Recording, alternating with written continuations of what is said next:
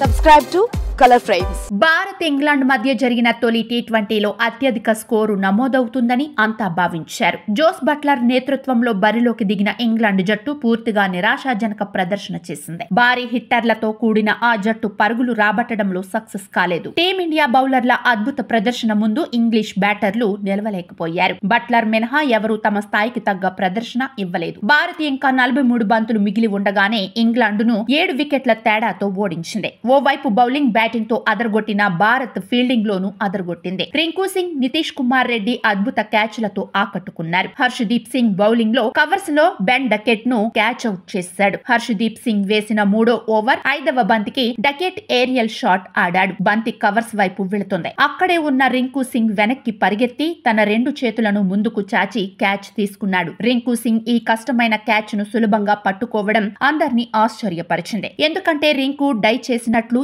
ఏ మాత్రం అనిపించలేదు. దీంతో బెన్ డకెట్ కేవలం 4 పరుగులు మాత్రమే చేసి పెవిలియన్ కు చేరాడు. దీని తర్వాత నితీష్ కుమార్ రెడ్డి అసాధారణ క్యాచ్ ను అందుకున్నాడు. ఇంగ్లాండ్ టాప్ స్కోరర్ అయిన కెప్టెన్ జోస్ బట్లర్ క్యాచ్ ను నితీష్ అద్భుతంగా ఒడిసి పట్టుకున్నాడు. అక్షర్ పటేల్ వేసిన ఇన్నింగ్స్ 17వ ఓవర్ 2వ బంతికి బట్లర్ స్క్వేర్ లెగ్ వైపు ఏరియల్ షాట్ ఆడాడు. అయితే బట్లర్ కు టైమింగ్ కుదరలేదు. స్క్వేర్ లెగ్ బౌండరీ వద్ద ఉన్న నితీష్ రెడ్డి ముందుకు పరిగెత్తి గాల్లోకి దూకి తన 2 చేతులను ముందుకు చాచి గ్రాస్ కి దగ్గరగా క్యాచ్ తీసుకున్నాడు. అయితే నితీష్ క్యాచ్ పట్టాడో లేదో తెలియక అంపైర్ ఒక్క క్షణం అయోమయంలో పడ్డాడు. దీంతో థర్డ్ అంపైర్ సహాయం తీసుకున్నాడు. రీప్లేలో నితీష్ కుమార్ రెడ్డి క్లీన్ క్యాచ్ పట్టి జోస్ బట్లర్ ఇన్నింగ్స్ ను ముగించాడని స్పష్టంగా కనిపించింది. కాగా ఆటగాళ్ల ఆల్ రౌండ్ ప్రదర్శన కారణంగా భారత జట్టు తొలి టీ20ని 7 వికెట్ల తేడాతో కైవసం చేసుకుంది. మొదట బ్యాటింగ్ చేసిన ఇంగ్లాండ్ జట్టు మొత్తం 20 ఓవర్లలో 132 పరుగులకు ఆల్అౌట్ అయింది. అనంతరం బ్యాటింగ్ కు దిగిన